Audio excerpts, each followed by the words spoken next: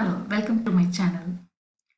Today we are going to see how to create a classes in C++. So in this video just we are going to see how we are going to create the classes. Okay, if you want to know about access specifier and how to create an object, okay, the link is available in the description box.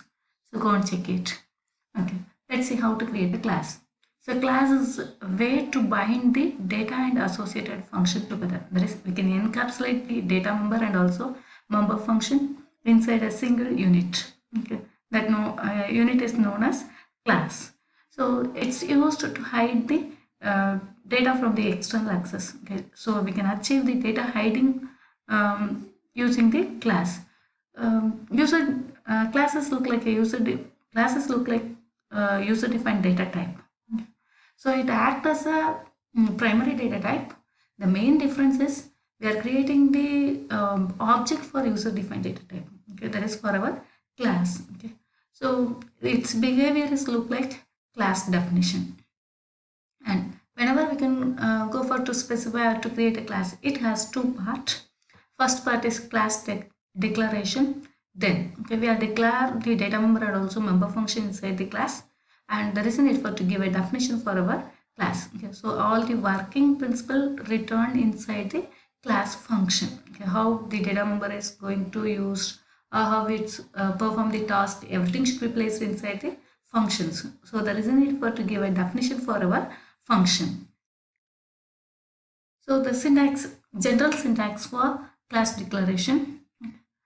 So here class is a keyword. So always we should write the keyword like this, followed by class name. So class name should follow all the identifier rules. Okay, always it should follow all the identifier rules. Okay, there is no white space between the name of the class, and the class name should start with capital letter.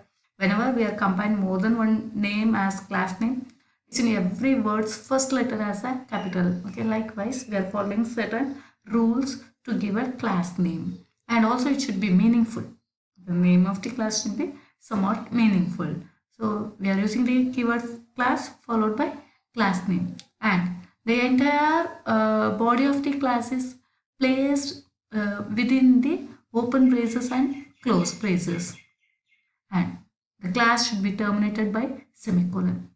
The most important thing is the class should be terminated with semicolon. Okay. If we forget to place semicolon, automatically compiler raise the error.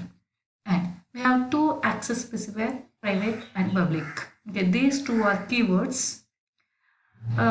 It's specify the accessing ability of the data members and member functions, and both are ended with colon. Okay. So our class end with semicolon and the access specifier end with colon.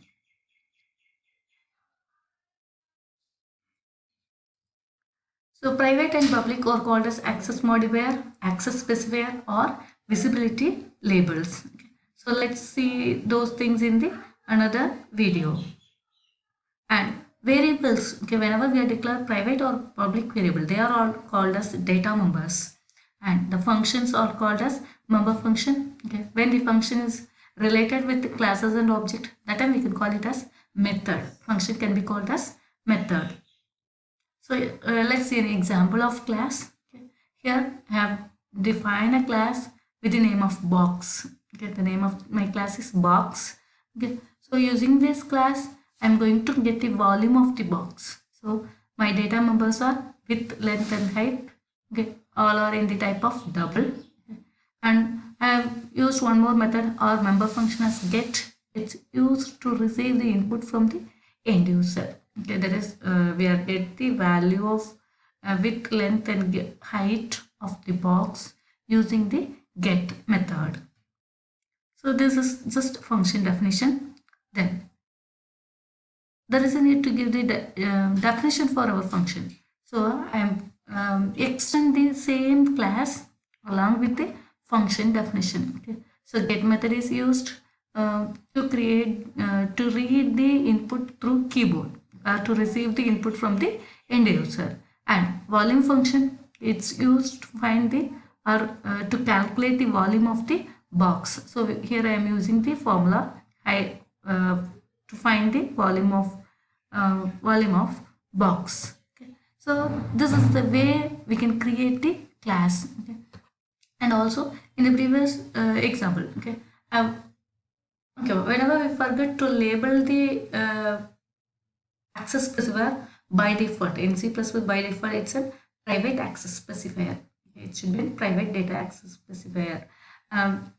Okay, here in this example I have give the private data members. These private data members can be accessed to only the functions. Okay, only public functions. Okay, so in this example it should be it should be a public data member, so it can be accessed outside the class also. Okay. That's all about to create the class in C++.